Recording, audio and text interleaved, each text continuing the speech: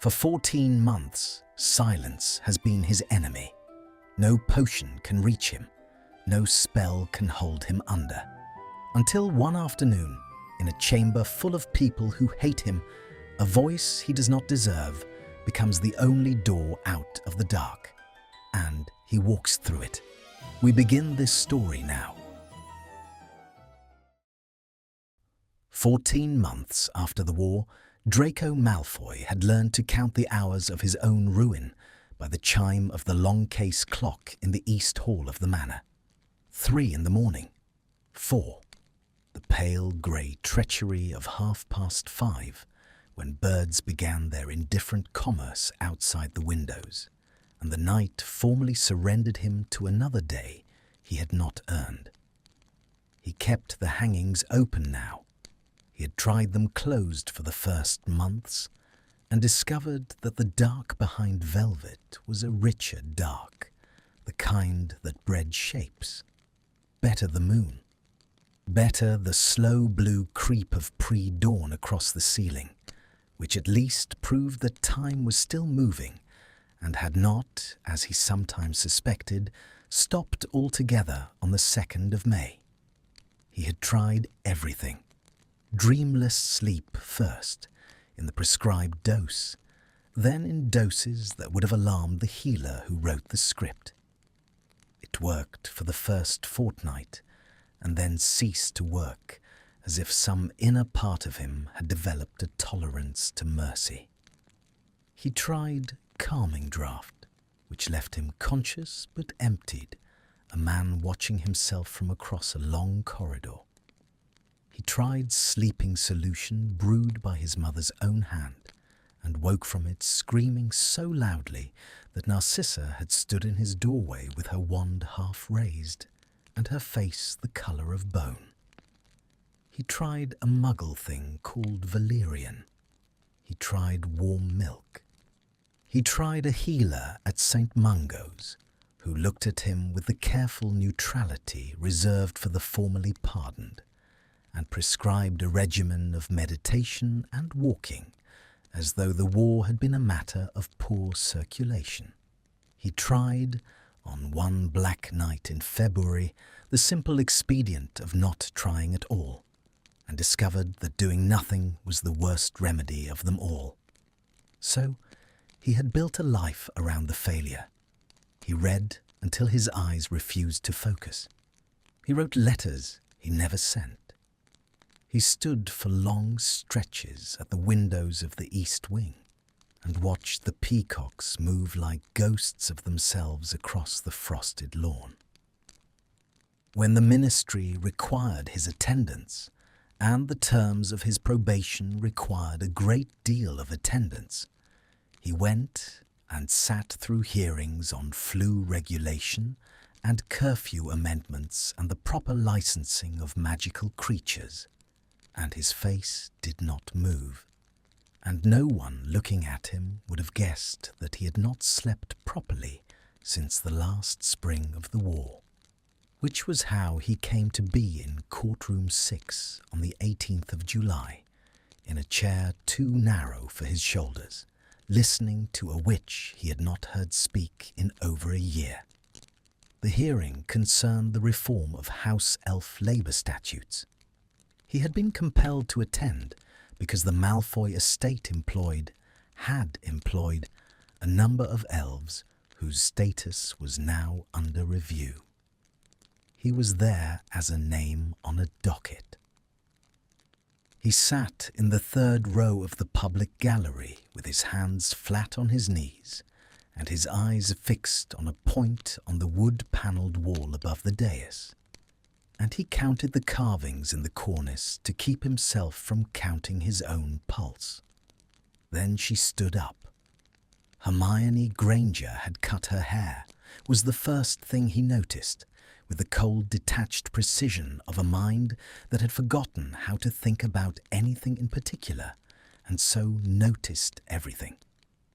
It was shorter, the curls tamed into something more architectural, and she wore robes of a sober plum colour that did not flatter her so much as refuse to apologize for her. She moved to the lectern without flourish. She set down a stack of parchment. She did not look at the gallery. She looked at the Wizengamot, and she began to speak. He did not, at first, hear the words. He heard the voice. It was lower than he remembered. The war had done that to all of them, he supposed, taken some upper register away and replaced it with this graver thing. She spoke in measured cadences, each clause weighted, each pause deliberate, not the breathless undergraduate rattle he had mocked in another life, but the deliberate articulation of a woman who had learned that being listened to was a privilege she would not waste. Her consonants were precise. Her vowels were warm. There was a rhythm to her that was almost— he searched for the word and could not find one suitable— tidal. A pull and a release. A pull and a release. He closed his eyes. He did not mean to. He meant only to rest them for the duration of a sentence, the way one might lower one's quill between paragraphs.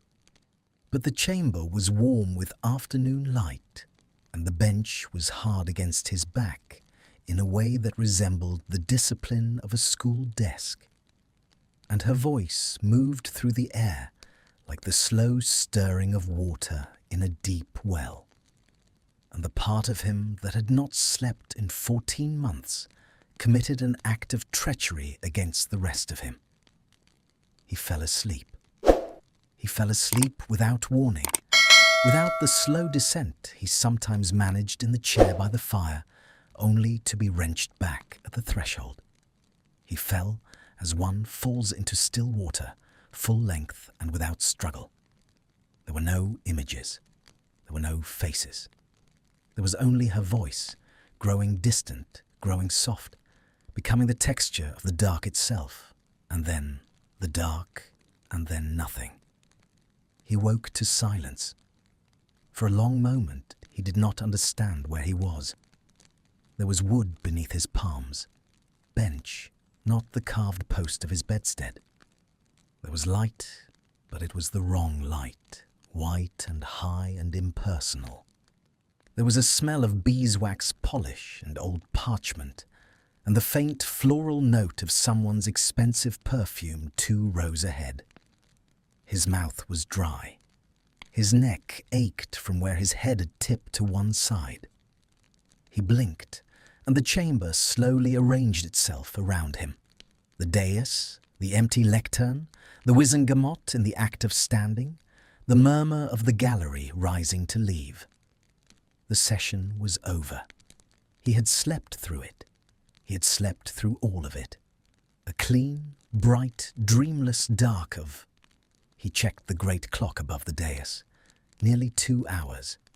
2 hours. He had not slept 2 consecutive hours since some forgotten night the previous summer. He had slept in a public room, in a hard chair, surrounded by witches and wizards, a fair number of whom would have happily seen him in Azkaban, and he had slept the sleep of a child after a long day in the garden.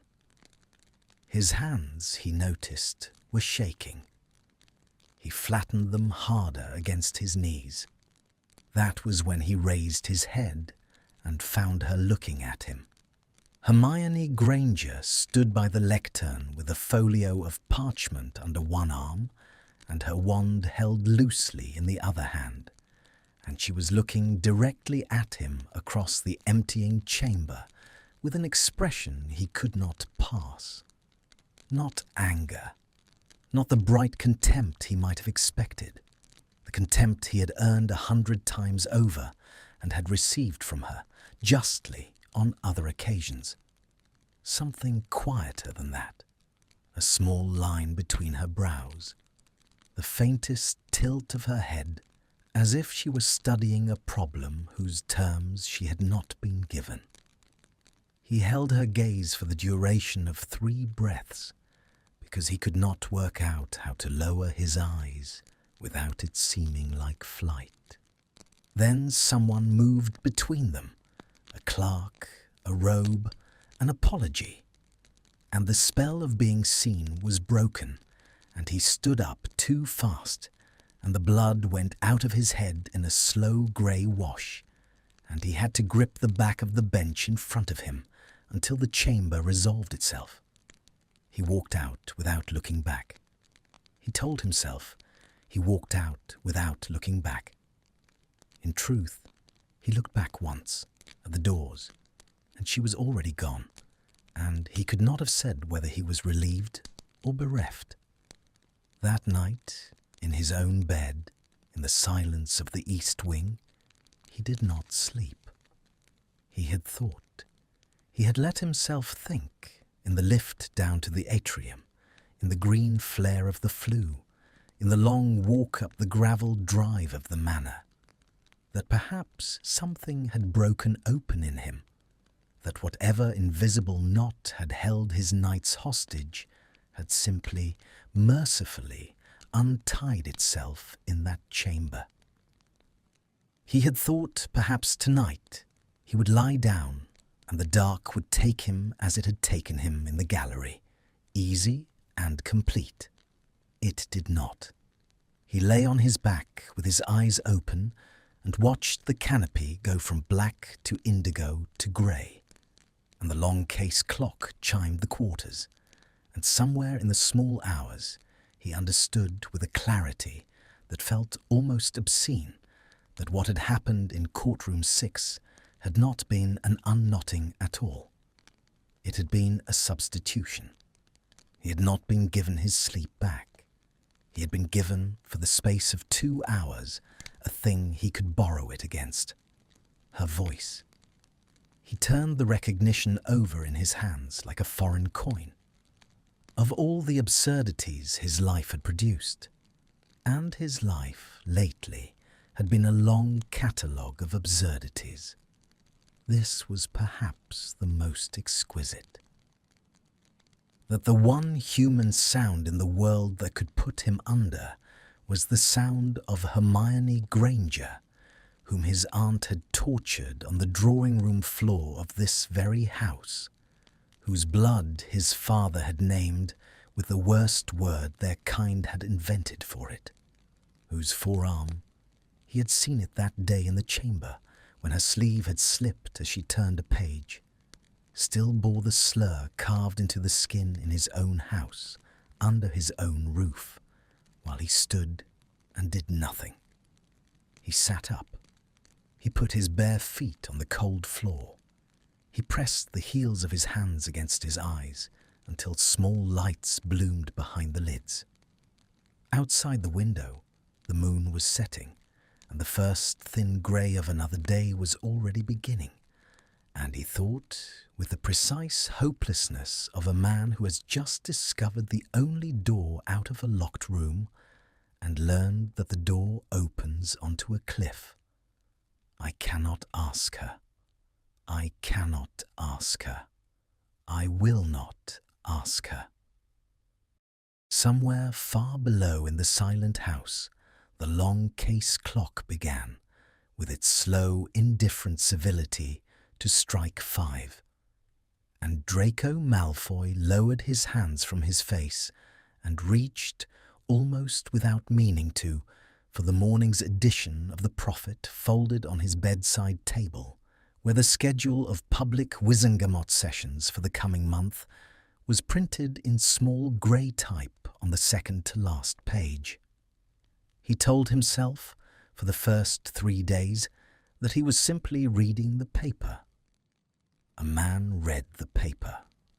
A man with a probation officer and a calendar of mandatory ministry attendances read the paper more carefully than most.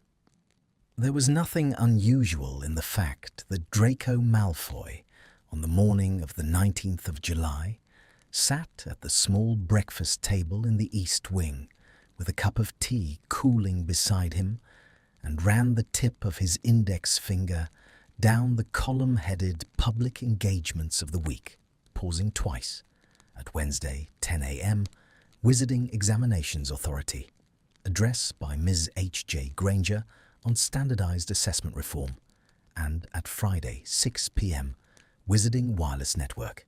Weekly program, Voices of the New Britain, guest Ms. H.J. Granger. He penciled neither into his diary. He simply remembered them, the way a man remembers the position of a knife at his throat.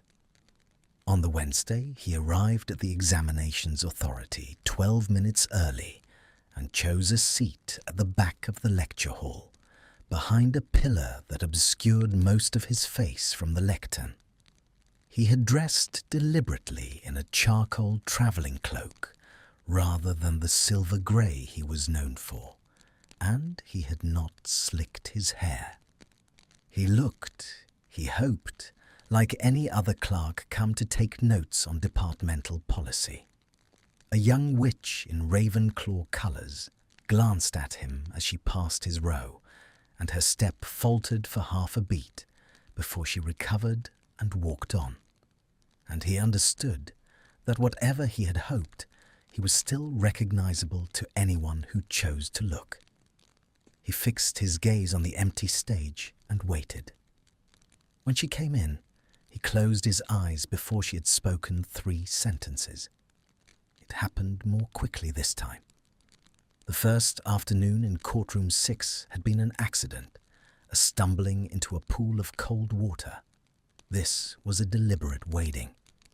He felt the moment her voice found its register, and his shoulders began to release, vertebra by vertebra, as if each were a clasp being undone by a careful hand. The lecture hall fell away. The pillar fell away.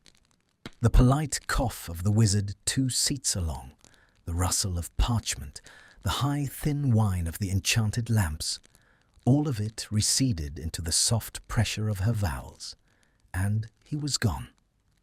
He woke when the applause began. The room was rising around him in a slow, standing ripple. His head had not, this time, tipped to the side. He had slept upright, his chin barely lowered, like a man in long contemplation. No one had marked him. He stood with the rest, and clapped twice, and slipped out through a side door before the queue at the main exit had formed, and he was in the lift down to the atrium before his pulse had quite caught up with the rest of him. On the Friday evening, he did not attend in person.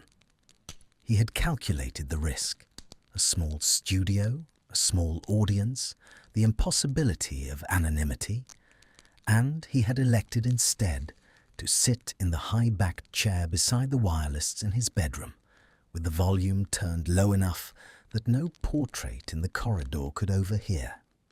He had drawn the curtains. He had laid a blanket across his knees, which he immediately found absurd, and pushed off again.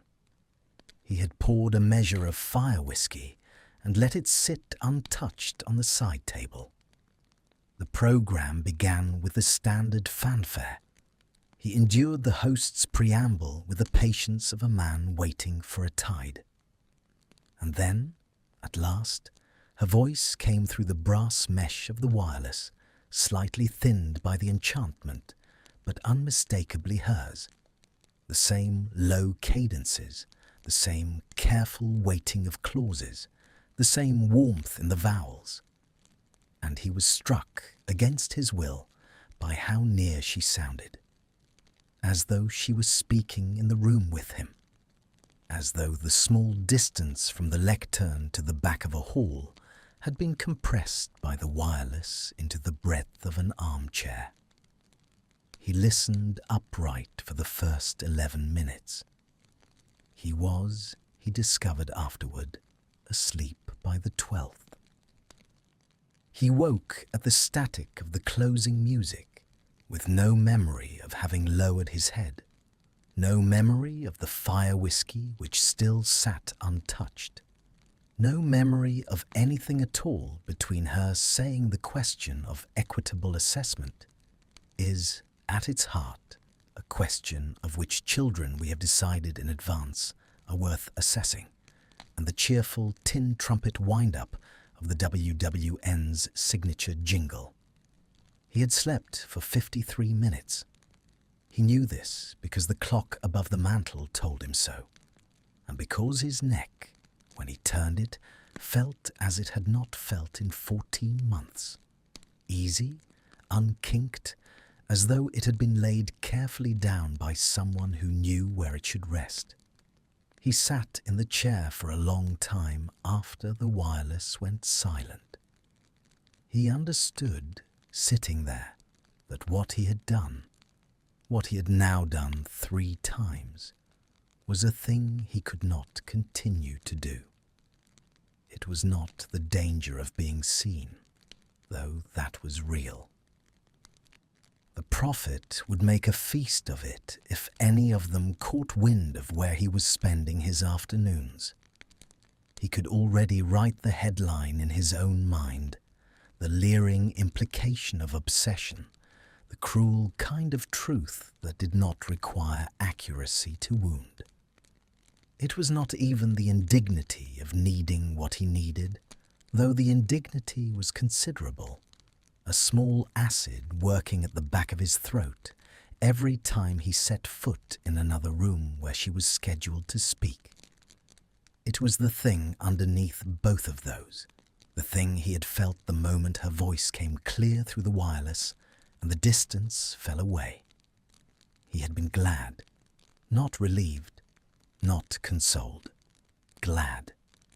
Glad in a small private way that had nothing to do with sleep, and everything to do with the simple fact of her being audible to him, and that gladness was a foreign currency in him, and he did not trust the exchange rate. He stood up. He walked once around the room. He sat down again.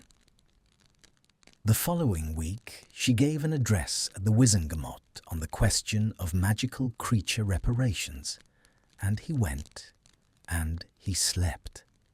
The week after that, she spoke to a gathering of solicitors at Gringotts on the legal framework of post-war restitution, and he sat in the public balcony and he slept. He took to carrying a small folio of parchment with him so that he could pretend, on waking, to have been taking notes.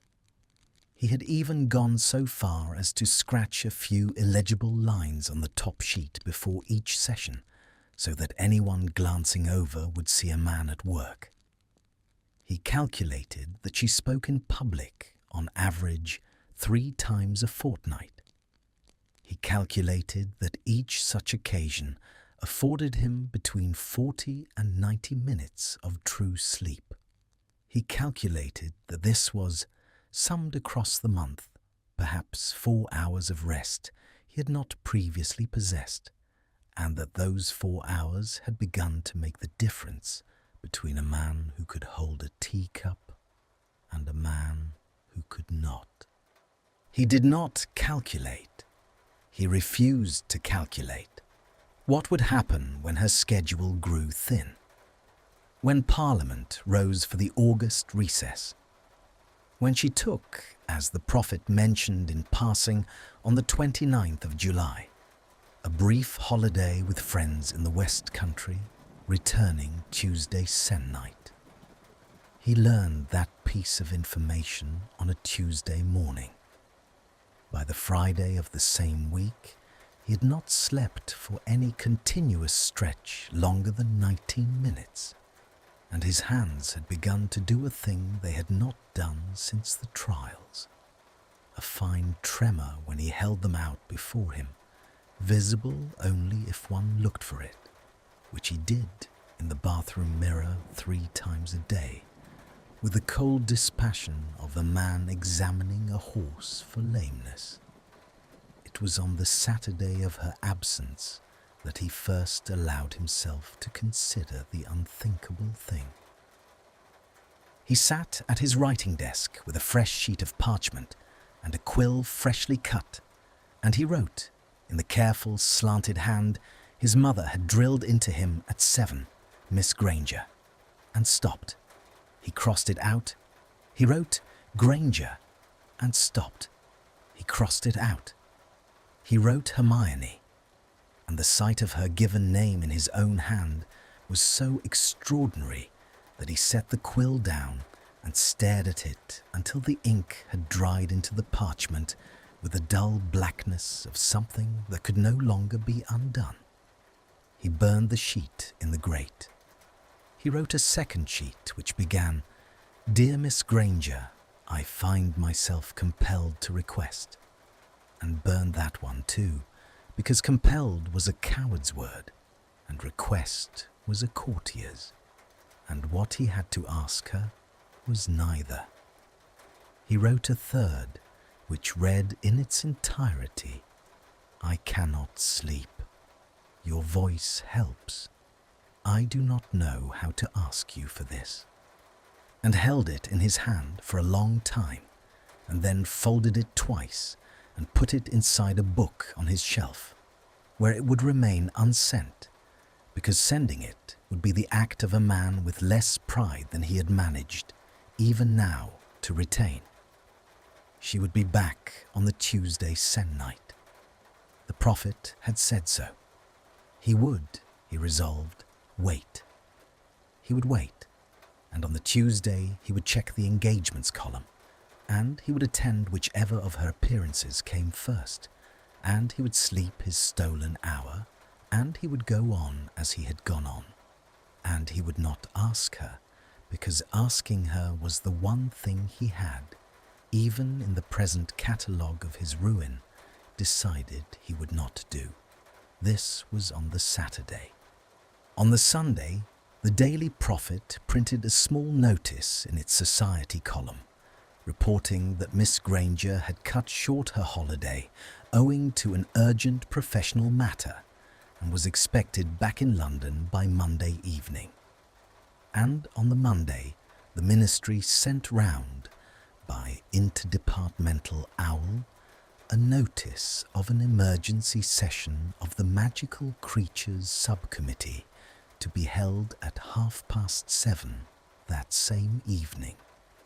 And at 7:25, Draco Malfoy stood in the marble corridor outside the subcommittee chamber, with his hands shoved deep into the pockets of his cloak, and his heart performing a complicated business behind his sternum.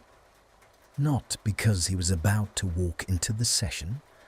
He had decided against the session, decided in the lift down, decided again on the corridor, but because the chamber doors had just opened and Hermione Granger had walked out of them alone 3 full minutes earlier than the session was scheduled to begin, and she had seen him before.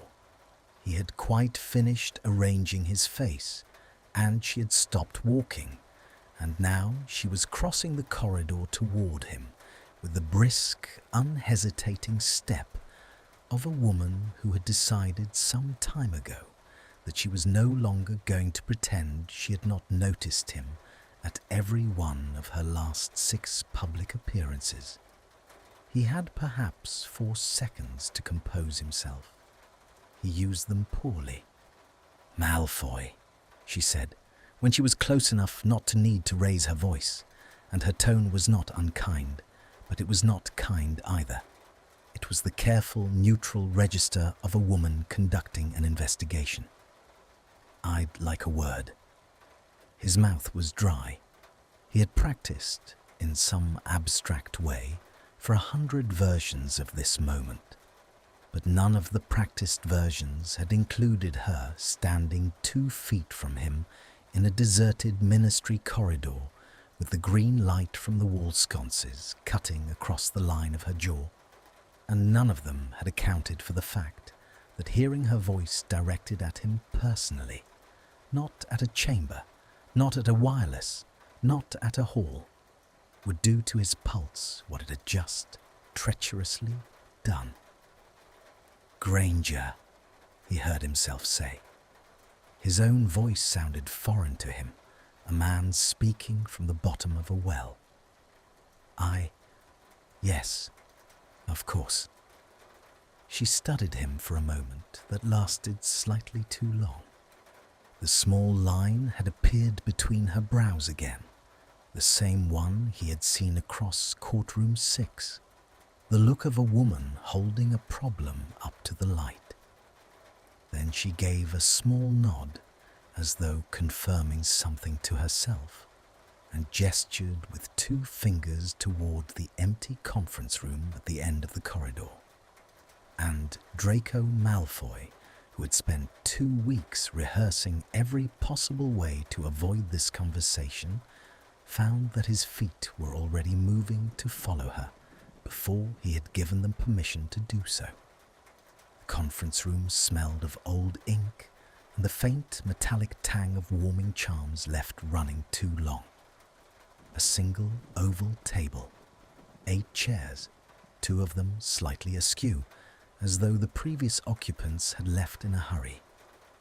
A high window set deep into the wall, its panes opaque with the magical equivalent of frosted glass, letting in a flat and characterless light that flattered no one. She closed the door behind them with a small wandless gesture and did not turn the lock. He registered the omission, a deliberate one, he thought.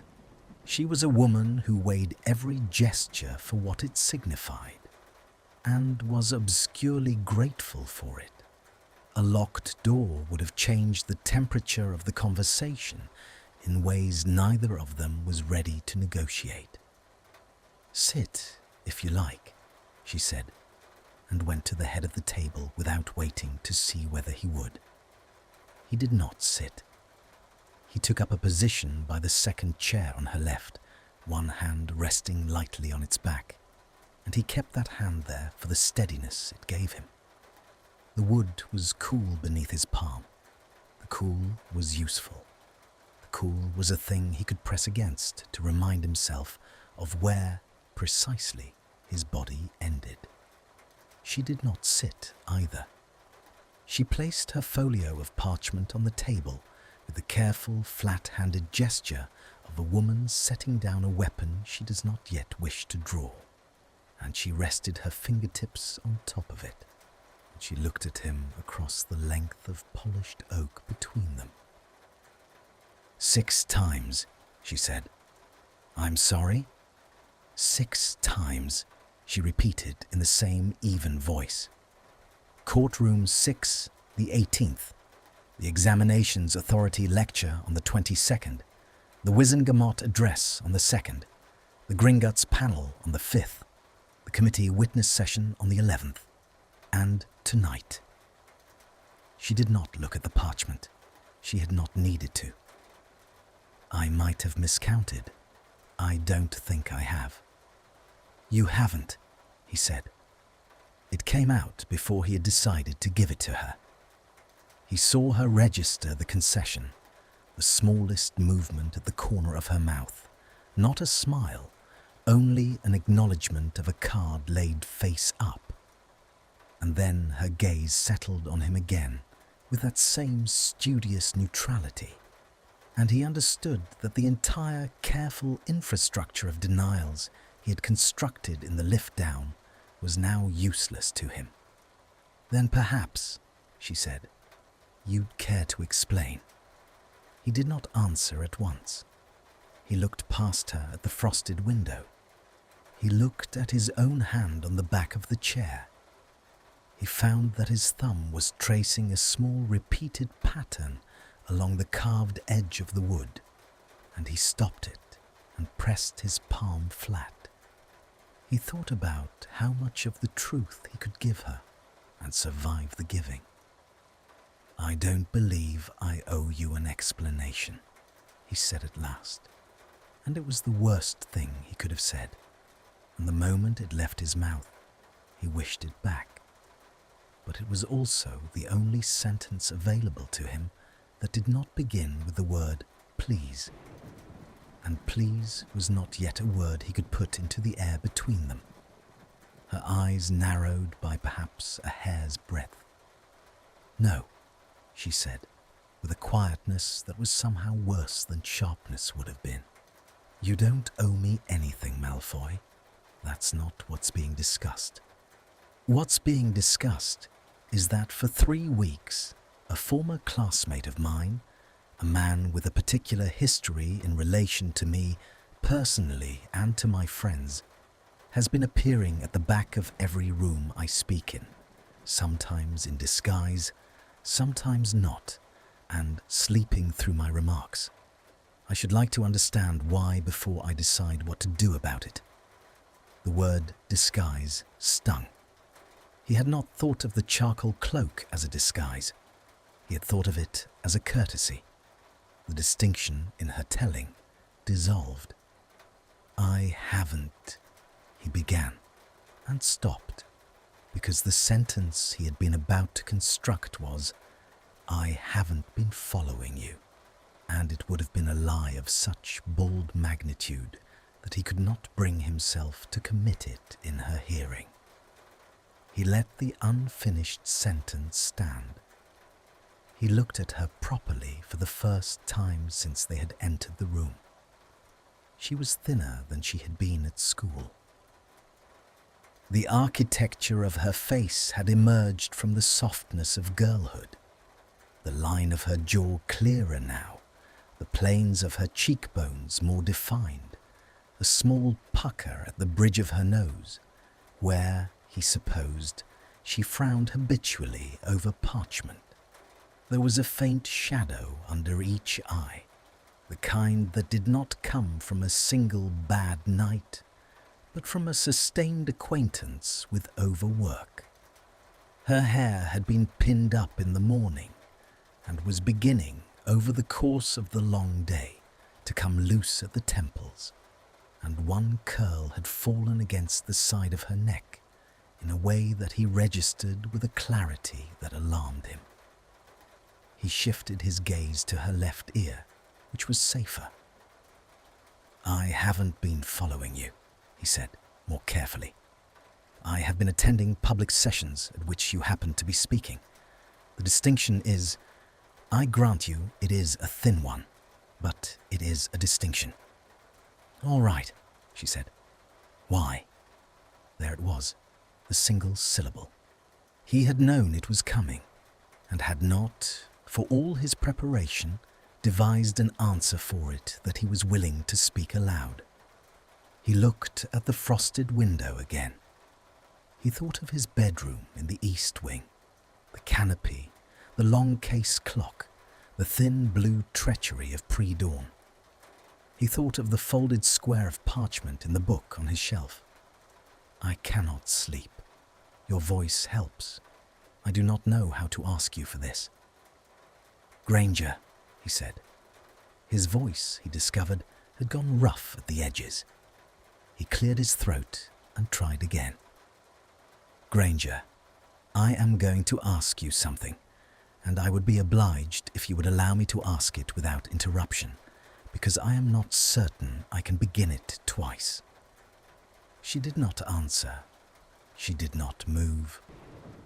But the small line between her brows deepened by a fraction, and she gave him, after a moment, a single short nod. He took a breath. The breath did not steady him as much as he had hoped. "I have not slept," he said, "properly, for more than 14 months. I have tried what is available to be tried. Potions, healers, charms, other measures less worth mentioning. None of it has been of any use. At a hearing in July, the 18th, as you correctly note, I sat in the gallery, and you stood and spoke, and I fell asleep. For 2 hours, without dreams." He paused. He looked deliberately at a point on the wall above her shoulder, because looking at her face while he said the next part was not within his present capacity. "It has happened each subsequent time I have heard you speak. I do not understand the mechanism. I do not pretend to. I am telling you only what is the case." He stopped. He did not yet know how to ask the thing itself. The asking, he had thought in the lift down, would be the hardest part. He discovered now that the asking was not hard. The asking was impossible. The asking was an act he did not possess the language for. She had gone very still. "Malfoy," she said. Her voice had changed. Something had gone out of it. The careful neutrality, the prosecutorial edge. And something else had come into it that he could not name and was afraid to look at her to identify. "Are you asking me?" "I am asking you," he said quickly, before she could finish the sentence and spare him the necessity of finishing it himself.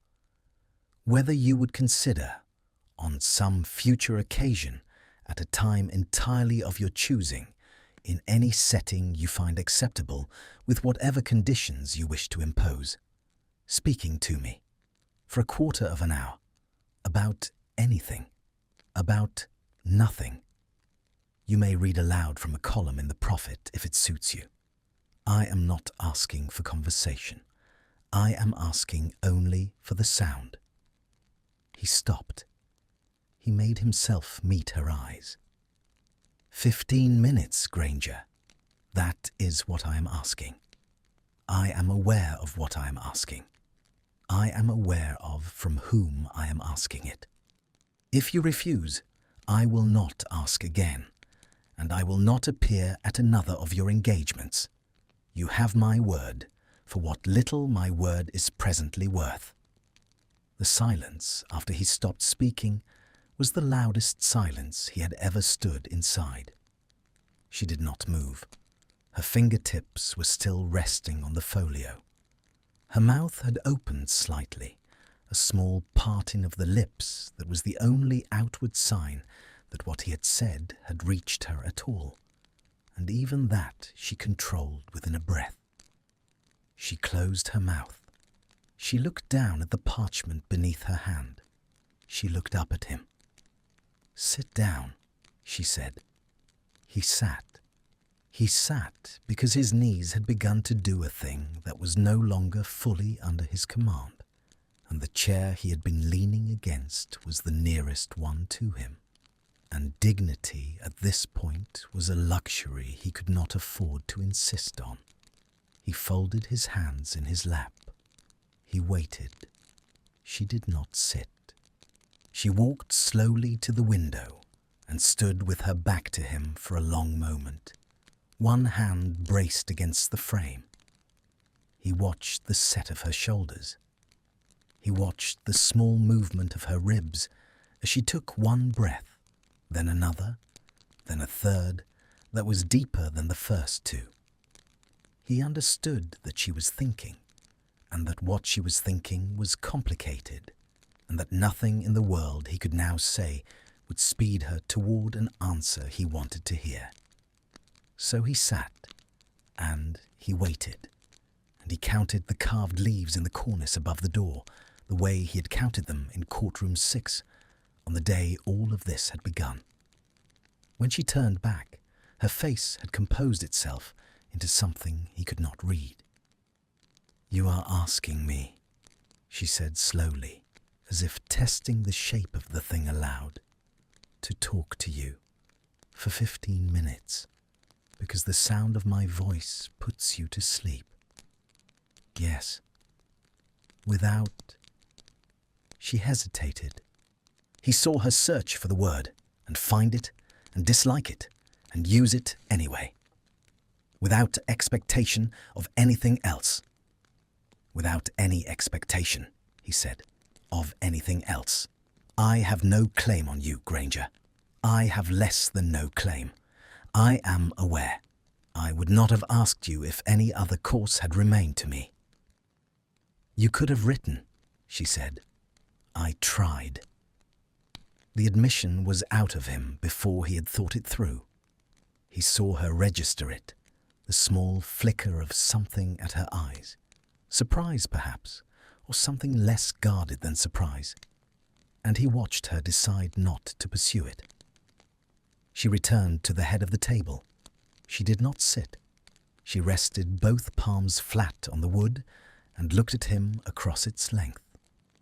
"Once," she said, We will try it once, on terms I set, in a room of my choosing. You will not speak unless spoken to. You will not appear at any of my engagements between now and then. You will not write to me. If I decide, on the basis of that one occasion, that I do not wish to do it again, you will accept my decision without argument and without further contact. She paused. Her voice did not soften, but something at the back of it did. Are those terms you can accept? Yes, he said. You haven't asked when. I'm in no position to ask when. She looked at him then for what felt in his chest like a very long time. The flat light from the frosted window did her no kindness. It did not need to. He saw her in that moment with a clarity that struck him almost as a blow. The small shadow under her eyes, the loose curl at her neck, the steady, considering intelligence of her gaze, the thing in her that had stood at the lectern in courtroom 6 and spoken about the worth of beings that society had decided in advance were not worth speaking about. He saw her, and he understood for the first time, with a small cold lucidity that arrived too late to be of any practical use, that what he had asked her for was not a quarter of an hour of her voice. He had asked her for a quarter of an hour of her, and she had, for reasons of her own that he did not yet understand and was not entitled to ask after, agreed to give it. Thursday, she said. 8 in the evening. I'll send the address. She gathered her folio. She tucked it under her arm. She walked past him toward the door, and as she passed, she did not look at him, and her sleeve brushed the back of his chair with a sound so small that under any other circumstance he would not have heard it. And at the door she paused, with one hand on the brass plate, and she said, without turning round, Malfoy, if you are lying to me about any part of this, I will know. I want you to understand that I will know. And before he could answer, before he could swear to her by anything she would find worth swearing on, she had opened the door and gone, and the door had clicked softly into its frame behind her, and Draco Malfoy was alone in a ministry conference room, with his hands still folded in his lap, and a sound in his ears that was, he realized after a long moment, the sound of his own pulse going on without him. The address arrived by owl on the Wednesday evening. It was not, as he had expected, her flat. It was a small room above a bookshop in Cecil Court, the kind of premises wizards kept in the Muggle Quarter for purposes that required discretion, a quiet office, a meeting place, a neutral ground. The note was 3 lines in her hand. Thursday, 8 p.m. Use the side door. The proprietor will not be present. No signature, no salutation. The handwriting was small and slanted, and entirely without ornament, and he found himself, for a moment longer than was respectable, looking at the way she crossed her T's. A short, hard stroke, decisive, no flourish, before he folded the note and put it in his breast pocket, and went to find a cloak that did not announce him. He arrived at 12 minutes to 8. He stood on the opposite pavement for 8 of those 12 minutes, watching the side door, watching the upstairs window where a single lamp had been lit behind drawn curtains.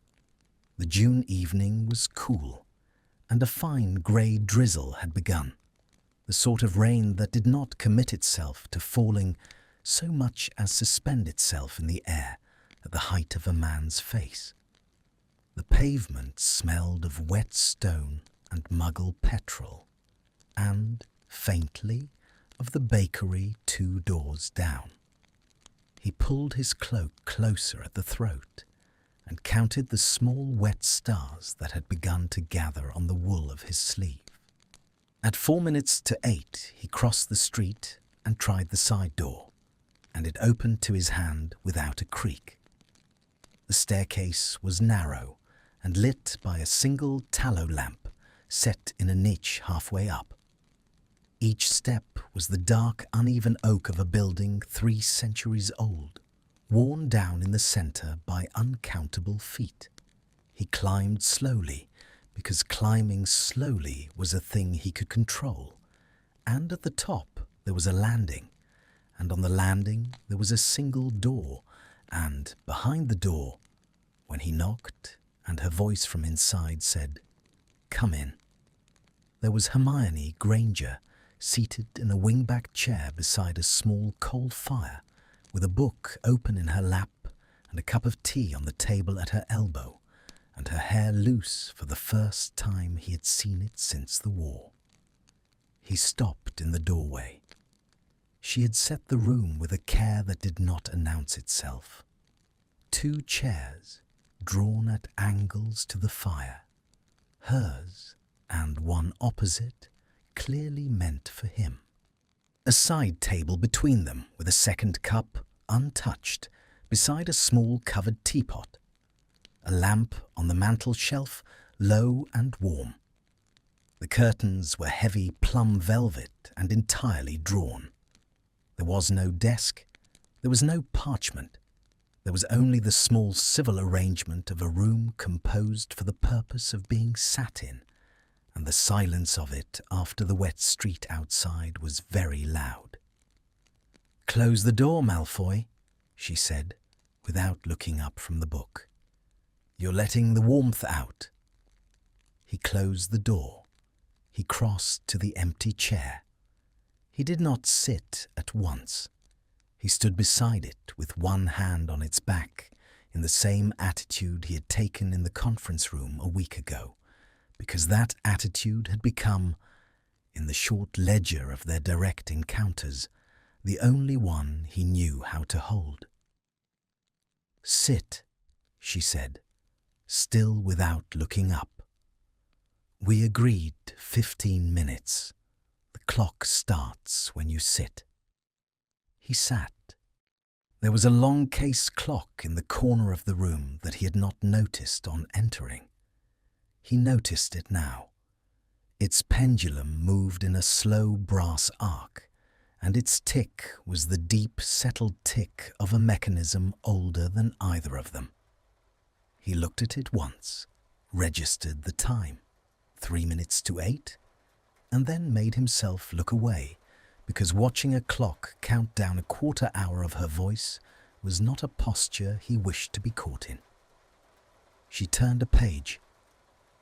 "I haven't decided," she said, in a tone so conversational that it took him a beat to understand the sentence was addressed to him. "What I should read to you. I have a book of essays on legal philosophy that I'm halfway through, but I suspect it would put you to sleep within 4 minutes, and that strikes me as too easy a victory to be of scientific value." She raised her eyes from the page at last and looked at him over the rim of her teacup. "I also have a novel I have been meaning to begin. Middlemarch. Do you know it?" "I do not. It's Muggle, 19th century, very long." A small, dry note had entered her voice, not quite humour, but the precursor of it. "If you fall asleep within 4 minutes of Middlemarch, I shall be obliged to revise my opinion of the novel rather than of you. Shall we try it?" "Yes," he said. "Please." The please was out before he could stop it. He saw her register it and not remark on it, and reach for the second book on the side table, a slim green volume he had not seen until that moment, and open it to the first page with the calm, small efficiency of a woman beginning a task she had decided to take seriously. "Pour yourself some tea, if you want it," she said. "I won't be offended if you don't drink it." He did not pour the tea. He folded his hands in his lap. He looked at the fire. He listened to the long case clock count down the last seconds before the hour, and at the chime of 8, a single low note that the room absorbed almost at once. Hermione Granger drew a quiet breath and began, in the voice he had come to know across the backs of public halls, to read. Miss Brooke had that kind of beauty which seems to be thrown into relief by poor dress. He closed his eyes. He had thought, in the lift down to the atrium, in the long walk to Cecil Court, in the 8 minutes on the opposite pavement, about whether he would close his eyes in front of her, or whether he would attempt some dignified middle posture, eyes half lowered, head bowed at a managed angle. He had abandoned the plan at the threshold. Sitting now with his eyes shut in her presence felt less like surrender than like the obvious physical answer to the situation, the same way one tilts one's head back to drink water. He let his head rest against the high back of the chair. He let his hands fall loose in his lap. He breathed. Her voice in this small room was a thing he had not yet experienced. The wireless had thinned it. The lecture halls had broadened it into echo. The conference room had compressed it into a hard, small register suitable for prosecution. Here, in 8 feet of warm air and coal smoke, and the faint, sweet smell of whatever tea she had brewed, her voice was— he did not have a word for it that he would have permitted himself to use in any prior decade of his life. Near. It moved through the space between them at a temperature that was almost tactile. He could hear the slight inflection she gave to a clause she found amusing. He could hear the small breath she took at the comma. He could hear, faintly, the rustle of her thumb against the paper as she steadied the page. She read. She read about a young woman in a provincial English town, about her sister, about the eccentric uncle who kept their household, and Draco Malfoy, who had never in his life sat still for a Muggle novel and would, in another lifetime, have considered the act a small social offence, sank by inches into the chair as though the chair were a body of warm water, and his body had at last remembered how to float. He did not, this time, fall under at once. He was aware, for perhaps the first 3 minutes, of being awake and listening, of being awake and astonished at his own willingness to be still. He was aware of the slow shift of his own breath into a longer rhythm. He was aware that somewhere in the second paragraph of the second page she had paused, a tiny pause, no longer than the catch of a breath, and that the pause had felt, to him, deliberate, that she had looked at him to check his face, that whatever she had seen had been enough to make her continue. He was aware, more dimly, of the long case clock striking the quarter. After that, he was not aware of anything at all. When he came back to the room, the fire had burned down to its low red core, the lamp on the mantel had been turned a shade lower, and Hermione Granger was sitting in the same chair she had been in when he had closed his eyes, with a book closed on her lap and one finger marking the place. She was looking at him. He did not, at first, move. He held very still in the particular way of a man who has just been caught at something and has not yet decided whether to acknowledge the catching. His head was tipped slightly back against the chair, His hands were exactly where he had left them. The fine drizzle outside had become a steadier rain. He could hear it now against the window. He opened his eyes. She did not look away. "How long?" he said. His voice was the voice of a man surfacing from deep water, slow and a little hoarse. He cleared his throat. "How long was I?" 42 minutes, she said. He absorbed this. He absorbed it in pieces. 42, not 15. He had agreed to 15. She had agreed to 15. The clock in the corner now read 12 minutes to 9, and she was still sitting in her chair with her finger marking page 7 of Middlemarch, and a teacup gone cold at her elbow, and she had read for 42 minutes, and she had not woken him at the quarter hour. "You let me sleep," he said. "Yes." "Why?" She did not answer at once. She set the book on the side table. She did it carefully, with a small precision that he recognized, the precision of a woman whose hands were doing something other than what her face was permitted to show. She picked up her teacup, found it cold, set it down again. She looked at the fire. "Because you needed to," she said. He did not have an answer for that.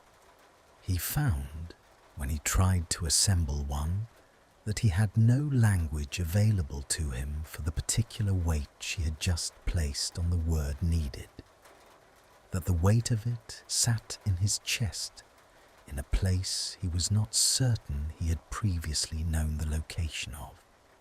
He looked at his own hands in his lap. He noticed, with a curious clinical detachment, that they were no longer trembling. They had not, in fact, trembled since he had crossed the threshold of this room. "Granger," he said, "don't." The word was quiet. It was not unkind. It was simply set down between them, the way she had set down the book, with the precision of a woman who had decided in advance where it should go. "Don't thank me, Malfoy. Not tonight. I don't want to be thanked tonight. I want—" She stopped. She seemed to consider, briefly, what it was she wanted, and to find the answer either inadequate or premature. She shook her head, a small private movement, and her loose hair shifted against her shoulder, and she said, in a slightly different voice, "I want you to go home. I want you to sleep again if you can. I want you to come back next Thursday at the same time if you wish to." "Same terms," he said. "Same terms." A pause. "We will see how it goes." He rose. He rose carefully, because his body was doing a thing it had not done in 14 months, the slow, heavy compliance of muscles that had been properly rested, and he did not trust it yet. He inclined his head. He did not say thank you, because she had asked him not to, and because he was a man trained from childhood in the obedience of small social instructions, and because, in the case of this particular instruction, he was, for once, grateful to have been instructed. At the door, he paused. He did not turn round. He spoke to the brass plate of the door handle. "The book," he said. "Middlemarch. Will you—" He stopped. He started again. "When you come back to it, on Thursday, will you start again from the beginning?" He heard her, behind him, draw a small breath. He heard the soft scrape of the book being lifted from the side table. He heard her set it down again, gently, on her own lap. He heard her say, after a moment, so brief it could not be called a pause, and so weighted it could not be called nothing. "Yes, Malfoy, I will start again from the beginning." And he opened the door, and he went down the narrow stairs into the smell of wet stone and the fine grey rain of Cecil Court. and somewhere above him, in the small room with the coal fire, Hermione Granger sat with a closed novel in her lap and her finger still marking page 7. And neither of them, that night, said aloud the thing that both of them had begun, in the slow, private arithmetic of the heart, to suspect. By the 4th Thursday, she had given him a key. She did not give it ceremoniously.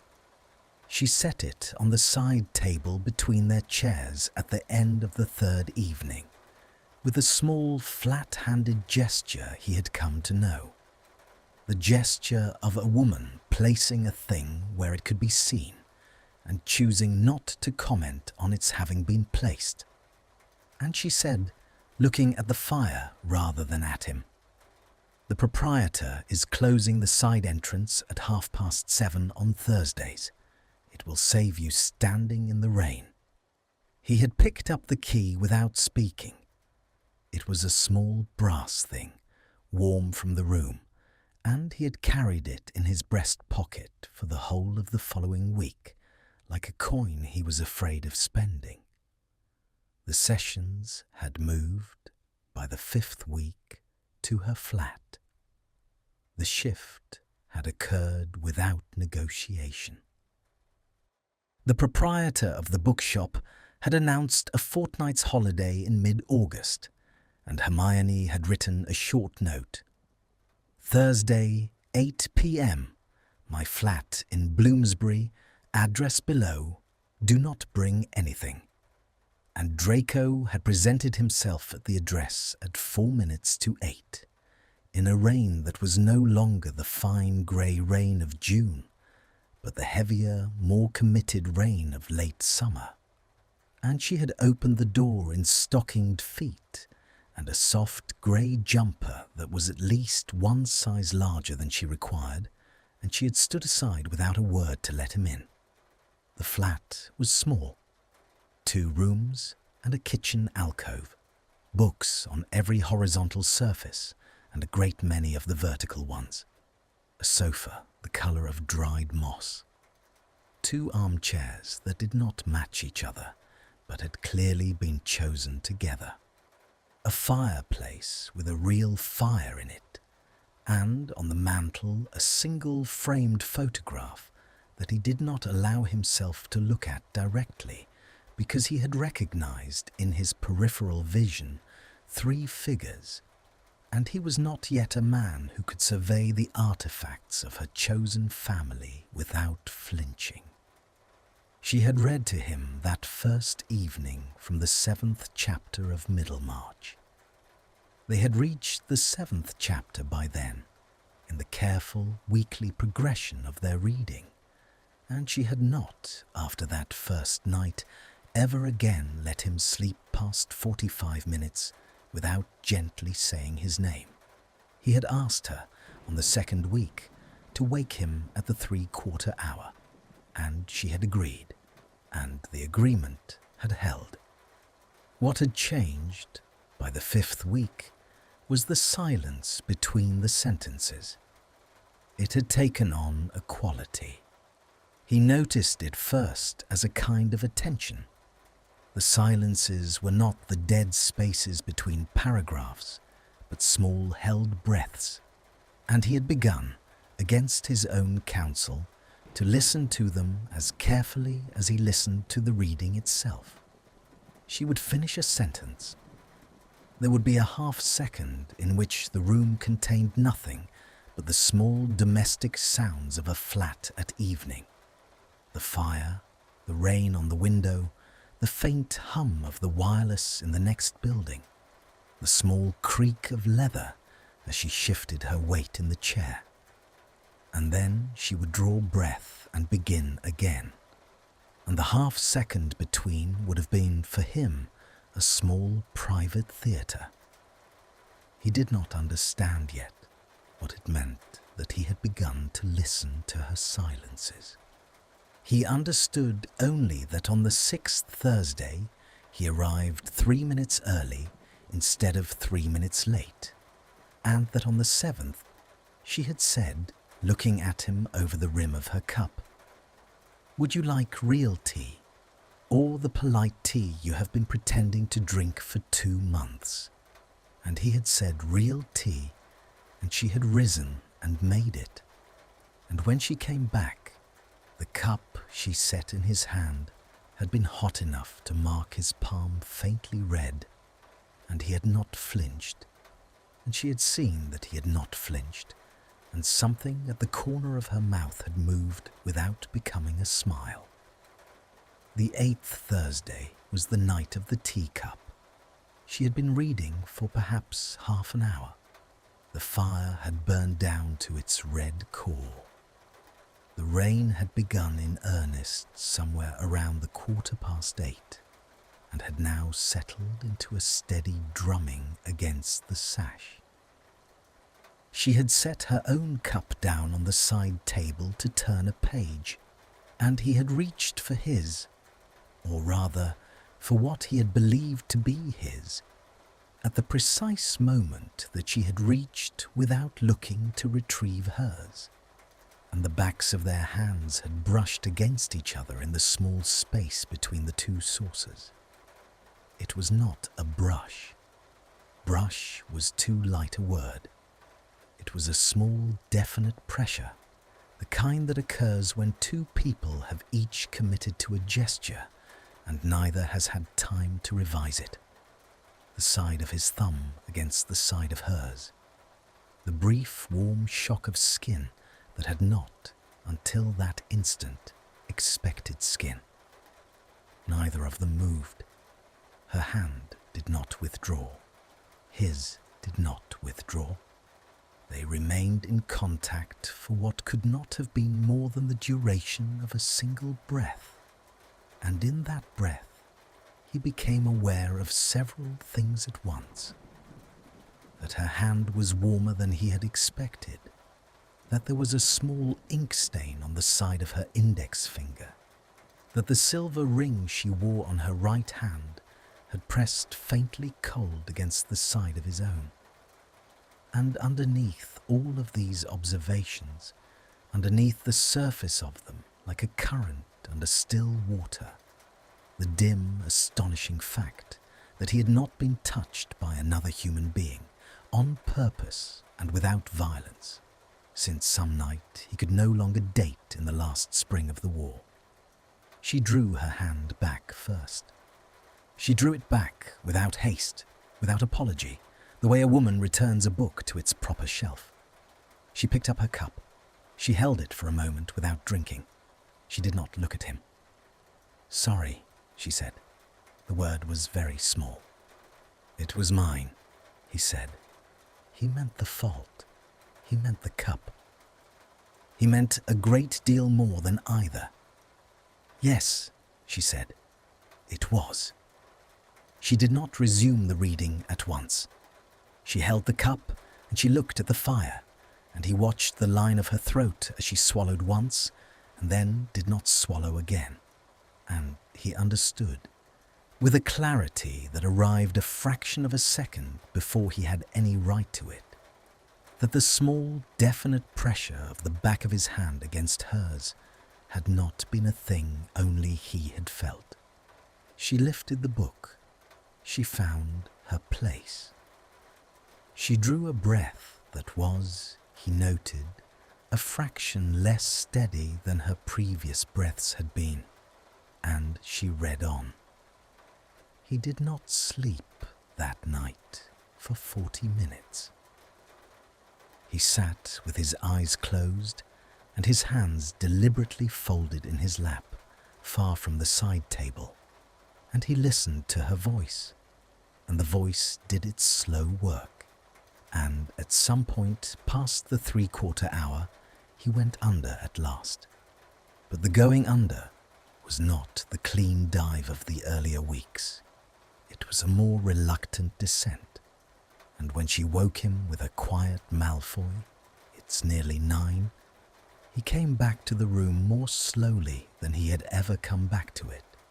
And he understood, sitting up and reaching with a controlled hand for the cooling teacup that was now incontrovertibly his, that something had shifted in the weather of the room, and that neither of them yet knew how to name it. The 9th Thursday, she asked him a question. It was not, on its face, an intimate question. He had been seated in his usual chair for perhaps 2 minutes. She had not yet opened the book. She was sitting opposite him with her feet drawn up under her, a posture she had only adopted in the last fortnight, and which he had, against his will, begun to find that he looked for. And she said, in a tone of voice she had not previously used with him, "Malfoy, are you eating?" He did not, at first, know how to answer her. He looked at her properly. She was looking at him properly. There was no preamble in her face, no apology for the directness of the question, only the calm, careful concern of a woman who had been studying him at close range for 9 weeks and had drawn her own conclusions. "I eat," he said. "That isn't what I asked." He looked at the fire. He thought of breakfasts taken at the small table in the east wing, of plates returned to the kitchen with their contents largely undisturbed, of his mother's tactful failure to remark on it. He thought of the new looseness of his collars. He thought of the mirror in the bathroom and of what he had been deliberately not looking at in it for weeks. "Not enough," he said. The admission surprised him. He had not intended to give it to her. "Apparently?" She nodded. She did not press. She rose from her chair, went to the kitchen alcove, and returned with a plate on which she had arranged, without comment, a wedge of bread, a small white dish of butter, a piece of hard yellow cheese, and 3 slices of apple. She set it on the side table between them. "Eat that," she said, sitting down again and reaching for the book. "I will not be reading until you have." He looked at the plate. He looked at her. She had already opened Middlemarch to the marked page and was waiting with an air of patient finality for him to comply. He ate the bread. He ate the cheese. He ate the apple. He did it slowly, because eating slowly was the only available form of dignity, and she did not watch him eat. She had turned her gaze deliberately to the fire, but he understood that she was, in some sense, that had nothing to do with looking, watching him very precisely indeed. When the plate was empty, he set it on the side table on his own side, and he cleared his throat, and he said, in a voice he had to steady before he used it, "Granger." "Why are you doing this?" She did not answer at once. She turned a page she had not yet read. She closed the book on her finger. She looked, at last, at him. "I don't know," she said. It was the most honest sentence anyone had spoken to him in 14 months. He absorbed it the way one absorbs a small, clean blow, with the breath going out and not, for a moment, coming back. She was looking at him with a line between her brows that had now become, in his private cartography of her face, the look that meant I am holding a thing up to the light, and she was holding him up to the light, and she did not know what she saw, and she had told him so, and the telling had cost her something that he could see at the small movement of her throat. "I do not know either," he said. It was a thing he had not meant to say. It was a thing that, once said, could not be retracted.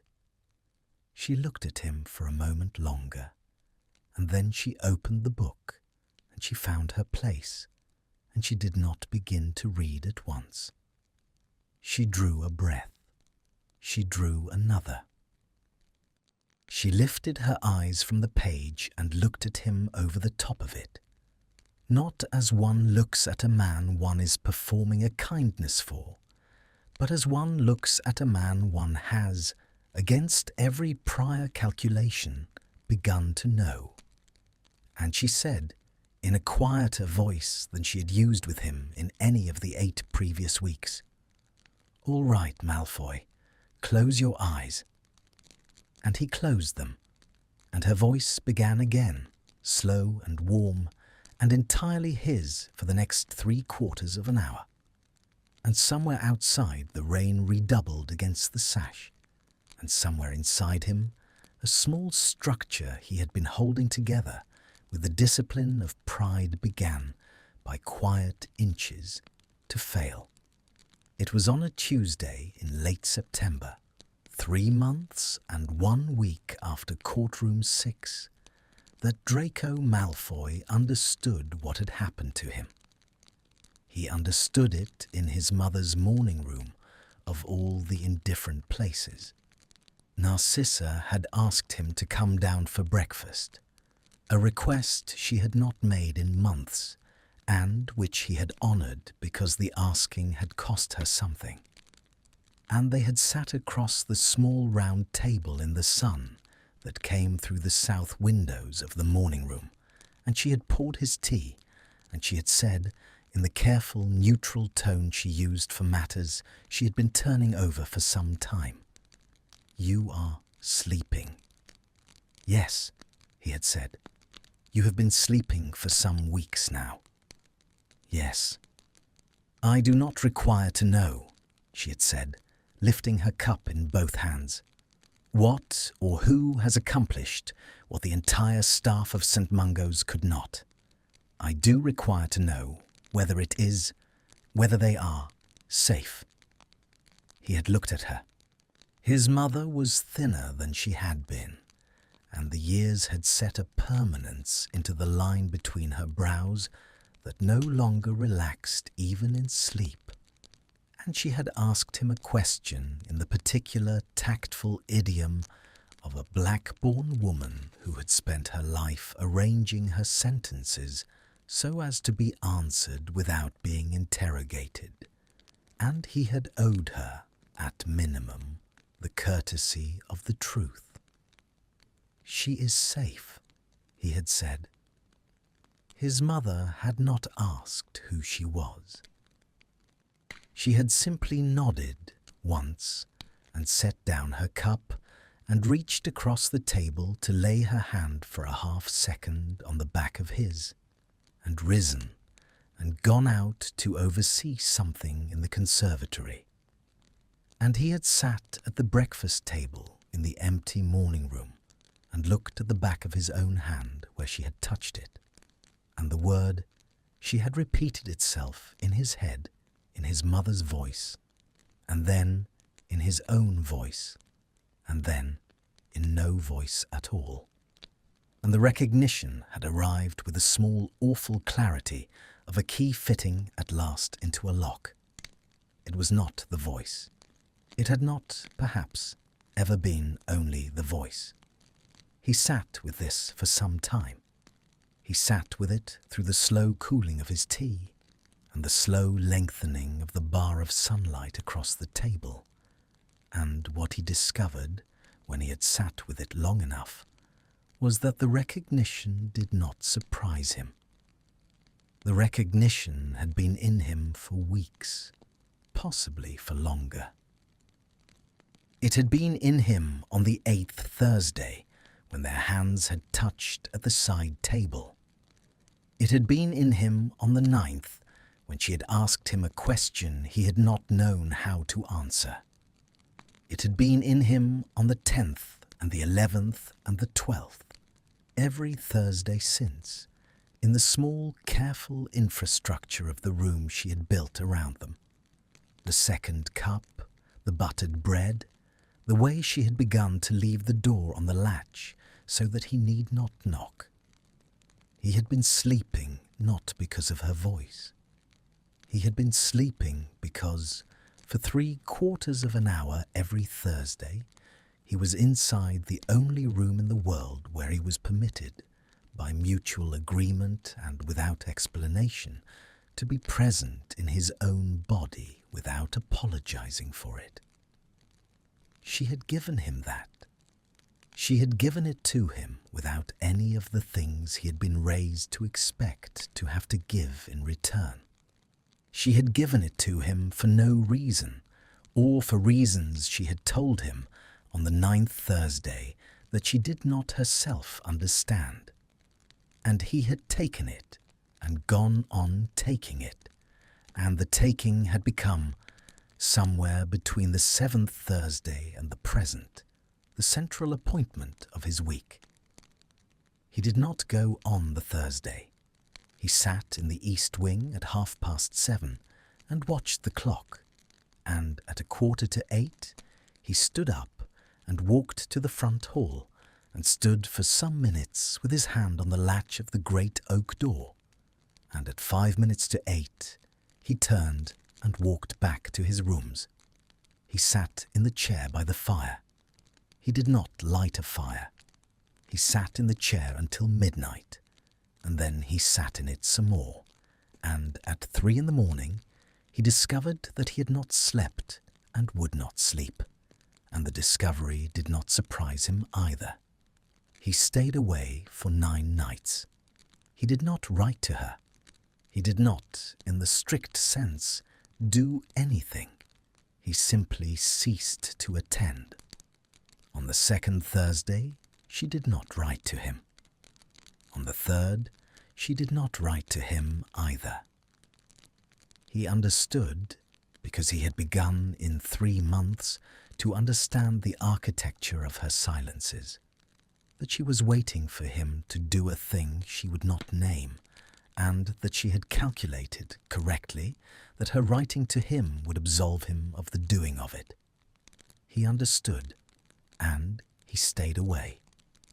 By the 9th night, he had not slept more than 20 minutes consecutively in over a week, and he had not eaten anything that required cutting in 3 days, and his hands had resumed the fine tremor of the previous summer, and he stood at the window of the east wing at 1 in the morning and looked at the rain on the lawn and understood, with the same clean clarity that had arrived in the morning room, that he was about to do a thing he had no right to do. He apparated to the corner of her street at 12 minutes past midnight. It was the first week of October, and the rain had taken on the harder edge of autumn. It was not the soft, persistent drizzle of June. It was a colder rain, the kind that found the gaps at the throat of a cloak and made its way down. He stood at the corner for some minutes. The street was empty. A single window 2 floors above the pavement was lit, and the light behind it was the low, warm light of her sitting-room lamp, and he understood that she was awake, and that she had perhaps been awake for some hours, and that the lit window was not a coincidence. He crossed the street. He climbed the 4 shallow steps to her door. He stood on the threshold in the rain, and he did not raise his hand to the knocker, because raising his hand to the knocker was an act he discovered he was not, at this hour, capable of performing. The door opened.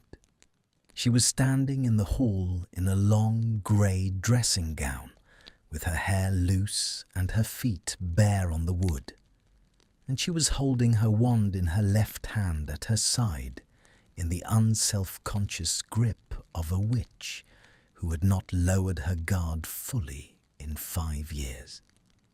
She looked at him for a moment without speaking. The rain was coming down hard enough by now that his cloak was soaked through at the shoulders, and his hair was flat against his forehead, and he could feel a single cold drop tracking its slow way down the back of his neck. And he understood, looking at her face, which had composed itself into the careful neutrality he had seen on the day of the conference room, that she had heard him on the steps, and that she had come down at once, and that the wand in her hand was not for him. "Inside," she said. He stepped inside. She closed the door behind him. She did not move toward the stairs. She stood in the small flagged hallway with her wand still at her side and looked at him, and he stood dripping onto the doormat with his hands at his sides and could not, for a long moment, make himself meet her eyes. "Malfoy," she said, "I should not have come." "No," she said, "perhaps not. You came. We will deal with that." She lifted her wand. She did not point it at him. She drew a small economical arc through the air at the level of his shoulders, and the water lifted out of his cloak and his hair and the wool of his collar in a fine grey cloud, and went neatly through the small grille above the door into the street outside. The cloak was still cold. He was still cold. But he was no longer dripping onto her floor, and the small mercy of the spell was, somehow, harder to bear than the unkindness would have been. She lowered her wand. "Upstairs," she said. He climbed the stairs behind her. He did not look at the back of her, because looking at the back of her was a thing he had not earned the right to do at midnight in a dressing gown. He looked at the tread of the stairs, at the small worn place at the centre of each, at the thin runner the colour of old wine that had been laid down the middle. At the top, she turned into the sitting room. The lamp on the mantel was lit. The fire had been recently fed. A small log was just catching, throwing a low, unsteady light. The book, Middlemarch, was opened face down on the arm of her chair, 2/3 of the way through. She had been reading. She had been reading without him. The recognition cost him something he had not budgeted for. He stood inside the doorway and looked at the open book, and his throat did a thing he could not get under control in time, and Hermione Granger, who had not yet sat down, who was standing by the fire with her wand laid carefully on the mantel and her hands now clasped in front of her, saw him look at the book and saw whatever happened in his face, and did not, for once, look away. "Sit down, Malfoy." He did not sit down. He did not seem able to. He stood inside the doorway with his cloak still on his shoulders and his hands at his sides, and he tried to find the sentence he had come to deliver, and discovered that he had not, in any of the hours of the 9 nights, composed one. She crossed the room. She crossed it slowly. She did not stop until she was perhaps 2 feet from him, closer than she had ever stood to him on any previous Thursday. Close enough that he could see the faint shadow of fatigue under her eyes and the small, fast pulse at the base of her throat. And she looked up at him. She was shorter than he was by half a head, a fact the chairs had concealed for 3 months. And she said, in a voice that was not steady, "Where have you been?" "I cannot," he began. "Where, Malfoy?" "I have been at home." His own voice was unsteady too. He gave up on the attempt to control it. "I have been at home in a chair, Granger, for 9 nights. I have been at home in a chair because I understood on the Tuesday morning before Thursday that what I have been doing on Thursdays is no longer, that it is not what I asked you for, that it is not what you agreed to, that I have been taking from you under one description a thing that has become in my own. He stopped. He could not find the word. He found, at last, a less precise one. a thing that has become other than what we agreed. She did not speak. "I came here tonight," he said, "because I have not slept, and because I have not eaten, and because I have discovered in the course of the last 9 nights that I cannot." He stopped again. He set his jaw. He looked at the carved rosette above the door, the way he had counted the leaves in the cornice of the Wizengamot, and he made himself finish the sentence. "That I cannot do without it. I came to tell you that I cannot do without it. I came to tell you that this is the difficulty I have brought into your house, and that I do not know what to do with it, and that I have no right to be standing here saying any of it to you." He stopped speaking.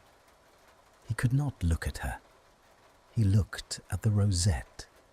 The small log in the grate caught properly at last, and threw a brighter wash of light across the room, and he saw, in his peripheral vision, that she had lifted one hand from where it had been clasped at her waist.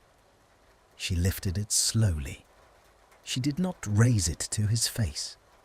She raised it only to the wool of his cloak at his chest, and she rested 2 fingers, only 2, against the damp fabric, very lightly, in the place above where his heart was performing its complicated business.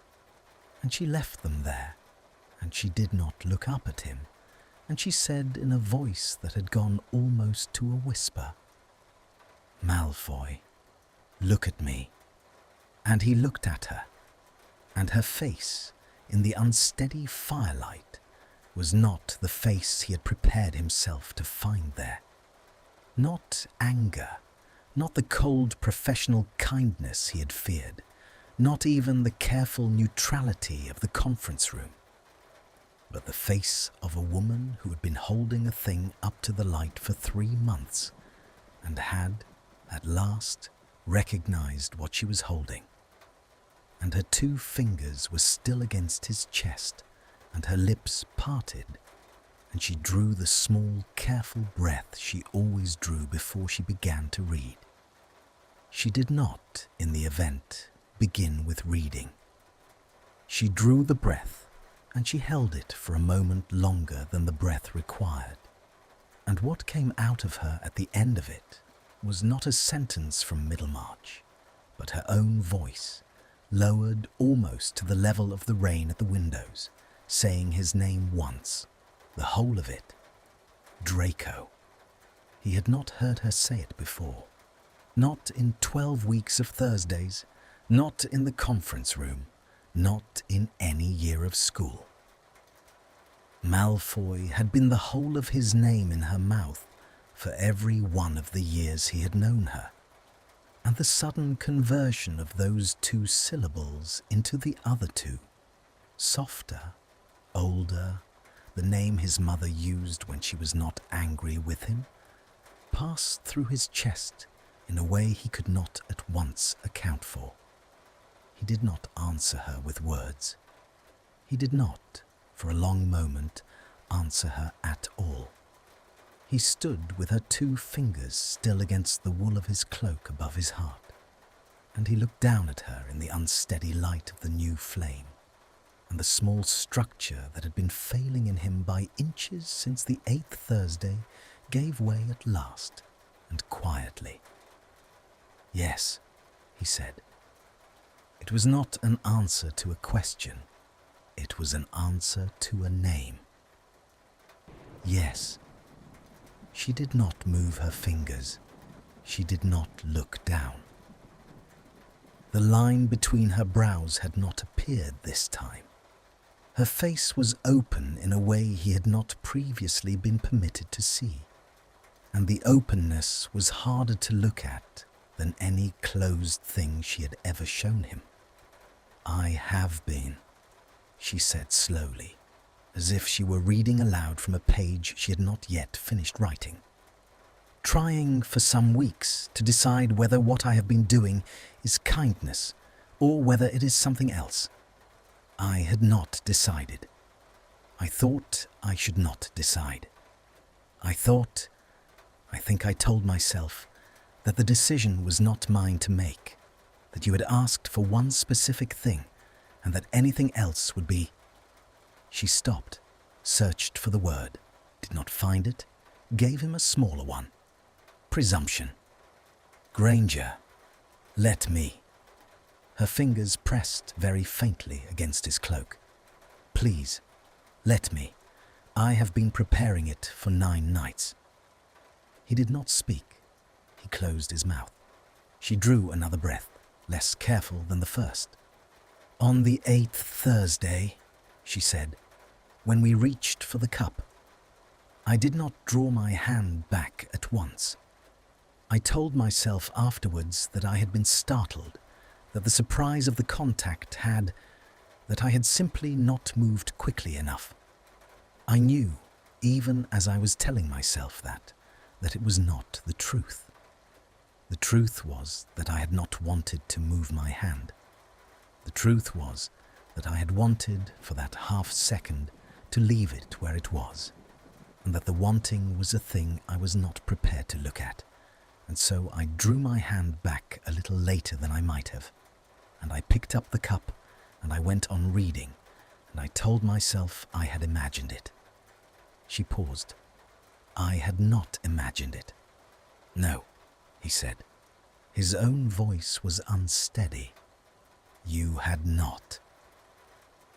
On the 9th Thursday, I asked you whether you were eating, because I had been watching you across the side table for 9 weeks, and I had seen the looseness at your collar and the way your hands had begun to do that small thing they do when you are very tired, and I had not been able to bear it. I gave you the plate of bread because giving you the plate of bread was the only act available to me that did not require me to admit to myself or to you that I had begun to watch you. I told myself it was kindness. It was kindness. It was also the other thing.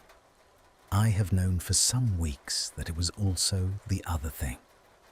He understood, listening to her, that she was doing for him the work he had not been able to do for himself in his mother's morning room.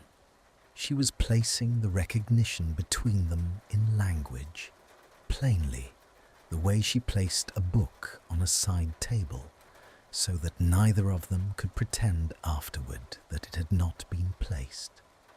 Malfoy, she began and stopped, and corrected herself with a small private dignity that struck him almost harder than anything she had yet said. Draco, I do not know what I am to you. I have not asked you, and I am not going to ask you tonight, because you are standing in my sitting room at past midnight in a wet cloak, and you have not slept in 9 days. And any answer you gave me now would be the answer of a man who is not in command of himself. I will not take advantage of that.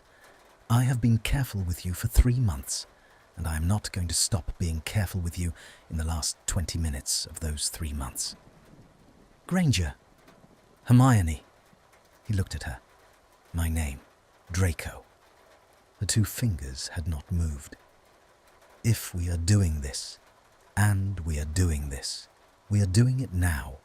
We have been doing it for weeks, and tonight is only the night we are using the language for it. Then my name. Hermione. It came out of him roughly. He had not, he realized, ever said it aloud in her hearing. He had written it once on a sheet of parchment and burned the parchment. He said it again, more carefully. Hermione. Something at her mouth did the thing it had been doing on Thursdays for some weeks now, the small movement that was the precursor of a smile and was not quite one. Better, she said. She lowered her hand from his chest. She did it slowly, with the same deliberate slowness with which she had raised it, and the cold place under his collarbone where her 2 fingers had been was abruptly more present to him than any other part of his body. She did not step back. She remained at the close distance she had taken, and she looked up at him, and she said, "I am going to ask you something. You are permitted to refuse. Refusal will not end this. Do you understand?" "Yes." "May I take your cloak?" It was not the question he had braced for. He had braced for what do you want? For why have you come? For what are we to one another? And she had asked him instead whether he would permit her to take a piece of wet wool off his shoulders. And the smallness of the request, the practical kindness of it, the recognition in it that he was a cold, tired man standing in her hallway, and that the language of the body would have to come before the language of anything else. It was, in its way, the most extraordinary thing she had yet said to him. "Yes," he said. "Yes, please." She lifted her hands to the silver clasp at his throat. He stood very still. She worked the clasp with the careful fingers of a woman who had spent the past 3 months turning the thin pages of a Muggle novel without tearing them, and the clasp came undone, and she eased the wool back from his shoulders, and the cloak slid down his arms and into her hands, and she folded it once, neatly, over the back of the small chair by the door. She did not return to the close distance. She moved instead toward the fire. She did not look back to see whether he followed. She knew by now that he would. He followed. She stopped at the fire and she turned, and she said in a voice she had recovered some of her composure for, "Sit down, Draco. There, the chair you always sit in. I am going to make you something hot to drink because you have been standing in the rain at midnight, and then I am going to sit in my chair and we are going to discuss what we do on Thursdays now." He sat down in the chair he always sat in. She went to the kitchen alcove. He listened to the small domestic sounds of a kettle being filled, a tin being opened, 2 cups being taken down from the dresser, and he understood, listening to her move about her own small flat at past midnight on a Tuesday, that he had crossed a threshold tonight he could not uncross, and that she had let him cross it, and that the letting had been a thing she had decided on some time before tonight, possibly weeks before, and that he was sitting in her chair by her fire because she had decided he might. She came back with 2 cups. She set one on his side table. She did not, this time, set it down with the careful, flat-handed gesture she had used in the conference room. She set it down with the easy gesture of a woman handing tea to a man who had drunk tea in her flat 13 times before, and the difference in the gesture was, somehow, what undid him at last. He put his face in his hands. He did not weep. He had not wept for 14 months, and he did not weep now. He simply sat with his elbows on his knees and his palms flat against his face and breathed for a while, and Hermione Granger sat in her chair opposite him and did not speak and did not move, and let him do it, the way she had let him sleep for 42 minutes on the first Thursday, when she had only agreed to 15. When he lowered his hands, she was watching him with the same open face she had shown him in the hallway. "All right," she said quietly.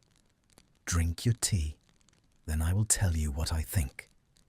He drank the tea. It was hot and over-sweet. She had put in too much sugar, deliberately, he understood. He had read once in a book on healer's practice that sugar was indicated for shock, and he drank it down to the dregs and set the cup on the saucer, and his hands had stopped trembling by the time he had finished. "What you think?" he said. "What I think," she said, "is that we have been telling ourselves a story about what we are to each other on Thursdays, and the story is no longer adequate to the facts. I think you came tonight because you knew the story was no longer adequate. I think I opened the door at the first sound of your step on the pavement because I had been waiting for 9 nights for someone to come and tell me the story was no longer adequate. And I had begun to suspect that the someone was you, and that the waiting had become the central activity of my evenings." She paused. "I think that what I feel for you, Draco, is not what I felt for you in May. I do not yet know what to call what I feel for you now. I know only that I have not been reading Middlemarch without you. I have been reading it for you.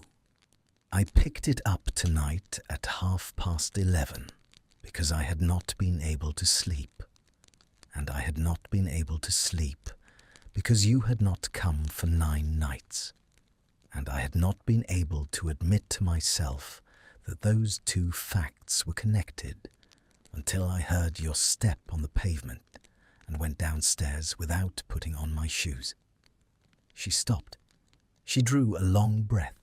She looked at him steadily. "Tell me," she said, "if I am wrong." He did not tell her she was wrong. He could not.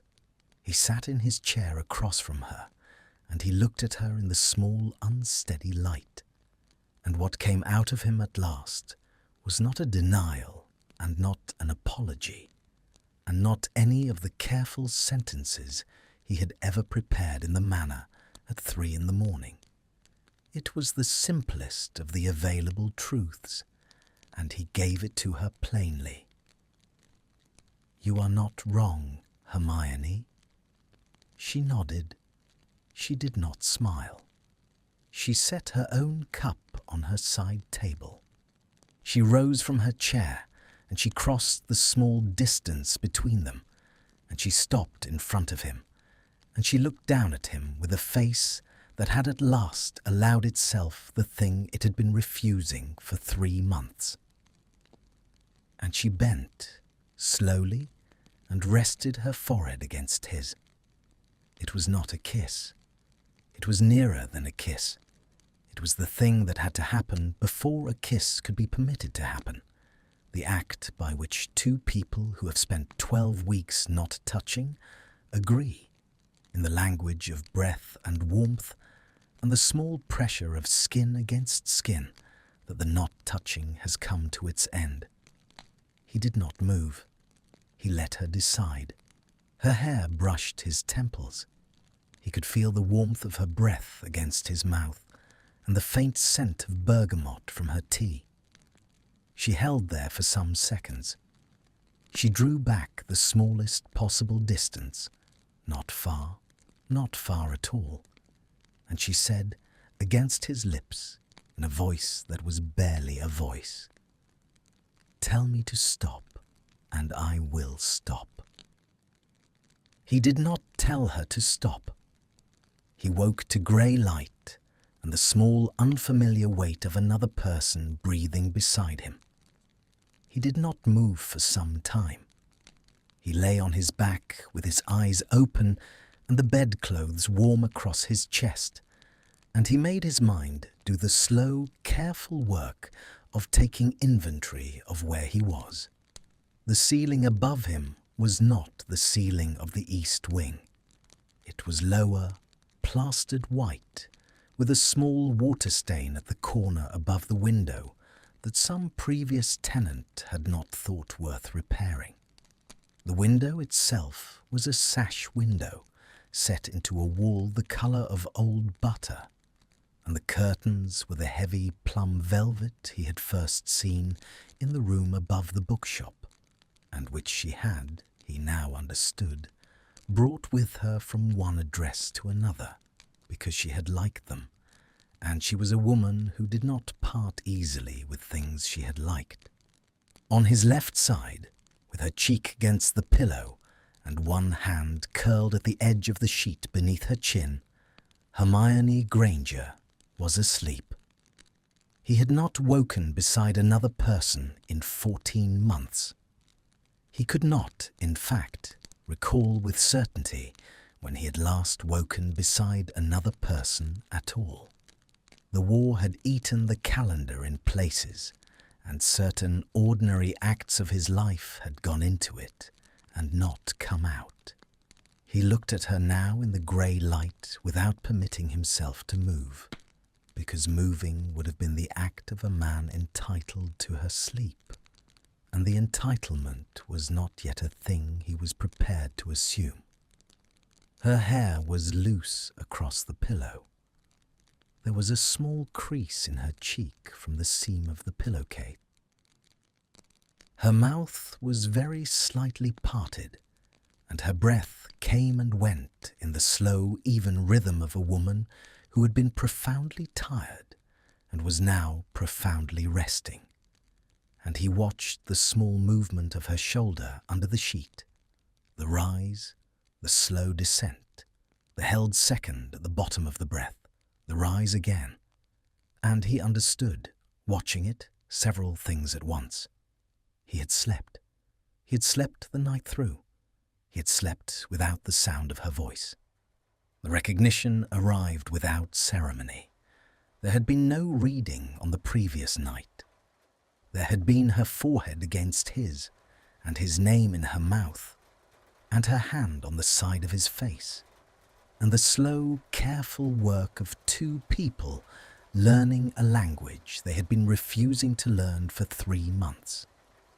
There had been a single kiss, and then another, and then the small civilized negotiation by which she had taken his hand and led him not to the sofa, but up the narrow stair to her bedroom.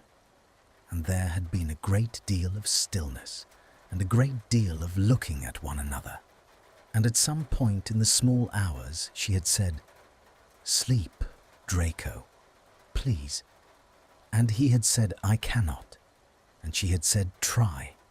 And she had laid her head against his shoulder, and she had not read to him, and she had not spoken to him, and she had simply breathed against the side of his throat, and he had slept. He had slept without the voice. The voice had not been the cure. The voice had only ever been the door.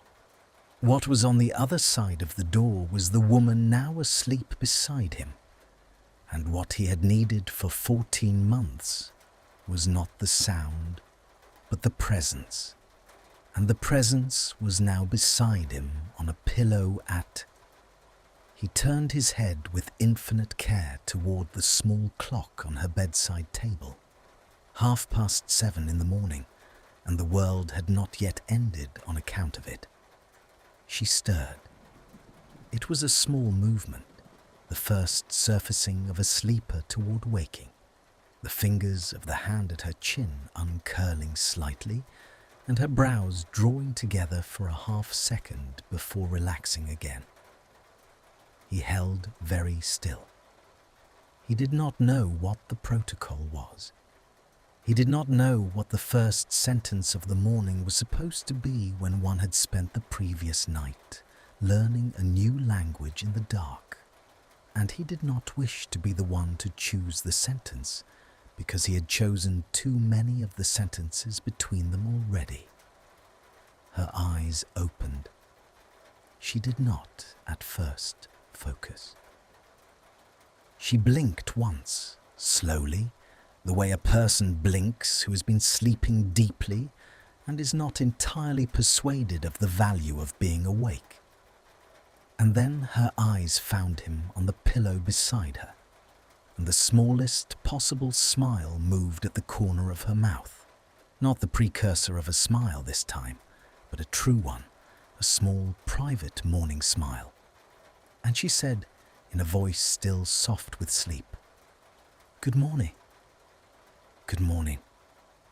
She did not move toward him at once. She held her position on her own pillow, and she looked at him for a long moment in the grey light from the window, and her smile deepened by a fraction. "You slept," she said. "Yes, all night, all night." She closed her eyes again. She did not go back to sleep. She only closed them, the way a person closes them to absorb a piece of news whose full implications have not yet arrived. He watched the small dark lashes against her cheek. He watched the slow movement of her throat as she swallowed. After a moment, she opened her eyes again, and she lifted the hand that had been curled beneath her chin, and she laid it lightly on the pillow between them, palm up, fingers slightly curled. Not a request, only an offering. The same neutral grammar she had used in the conference room when she had set down her folio of parchment. He laid his hand in hers. Her fingers closed over his. They did not grip.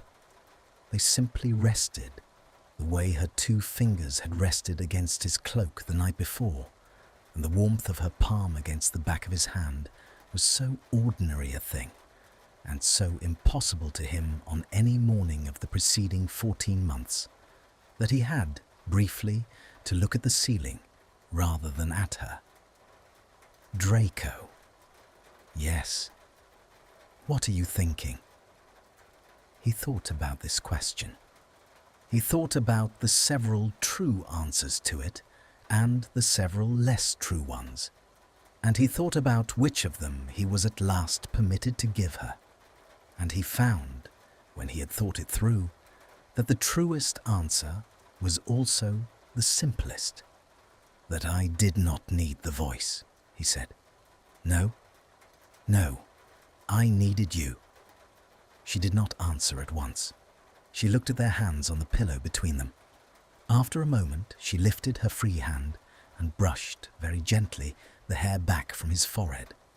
A small, unhurried gesture, the gesture of a woman who had earned, in the slow accumulation of 12 Thursdays, the right to touch his hair in the morning.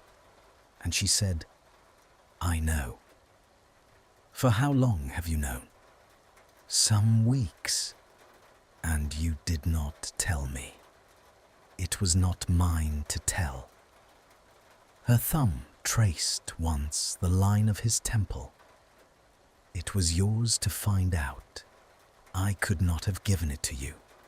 You would not have believed me. You had to come to it the way you came to it last night, on your own feet in the rain at midnight, or you would not have come to it at all." He absorbed this. It was, he understood, an entirely accurate description of his own character. She had read him over 3 months of evenings as carefully as she had read Middlemarch, and she had known things about him that he had not yet known about himself, and she had waited with the patience of a woman who could outwait anyone for him to catch up to her own conclusions. "Hermione, yes, I do not know how to do this." She did smile then, a proper smile, small and amused, and entirely without cruelty. "Neither do I," she said. "I have never done it either. I expect we shall have to work it out. I expect we shall do it badly at first. I expect there will be days when you do not know how to be in this flat in the morning, and there will be days when I do not know how to be in your house at all, and we shall have to negotiate each of those days as it comes. I am not afraid of that, are you?" He thought about it honestly. He found, when he had thought about it, that he was afraid of a great many things, of the prophet, of his mother's careful tact, of her friends, of the long, bright record of his own conduct in the years before May, but that he was not, in any large or controlling sense, afraid of the thing she was describing. "No," he said, "not of that." "Good." Her thumb moved again at his temple.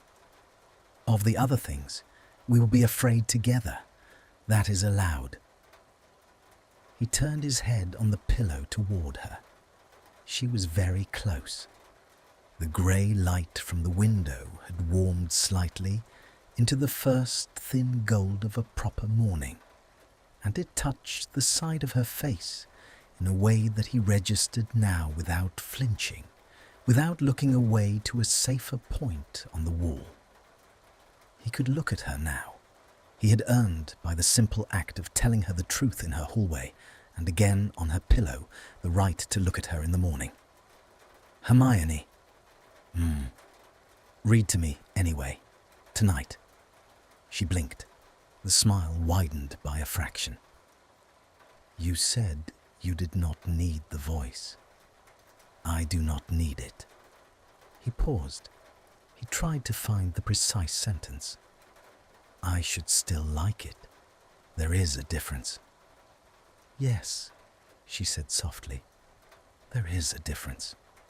She drew his hand toward her, across the small space of pillow between them, and she pressed her lips against the back of it.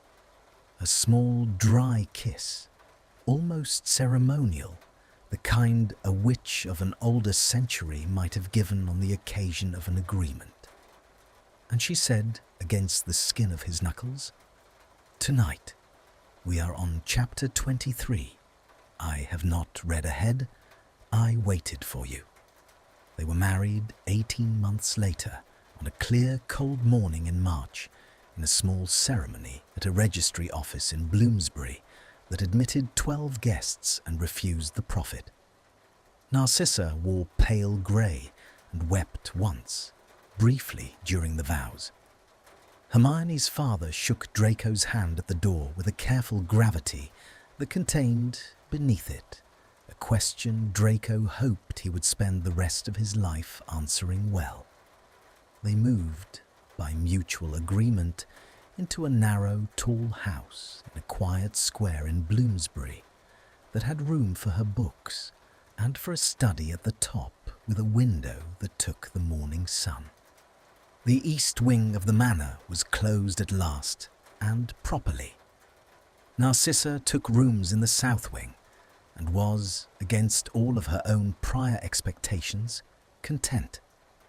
The long case clock in the east hall was taken down, crated, and sent to a horologist in Diagon Alley, who said he could not promise to restore it to working order, and Draco told him not to bother.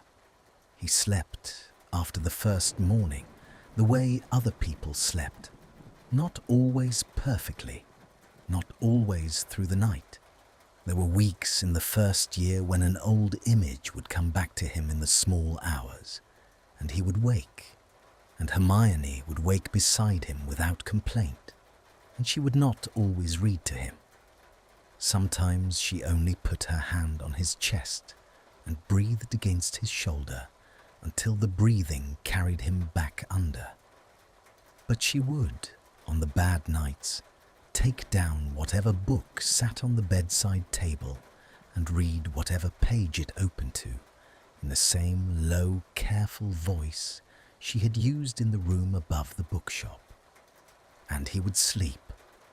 On the 3rd anniversary of the first Thursday in Cecil Court, he came home from the ministry on a wet July evening to find her sitting in the armchair by the window in their sitting room, with her stockinged feet drawn up under her and a small green volume open in her lap.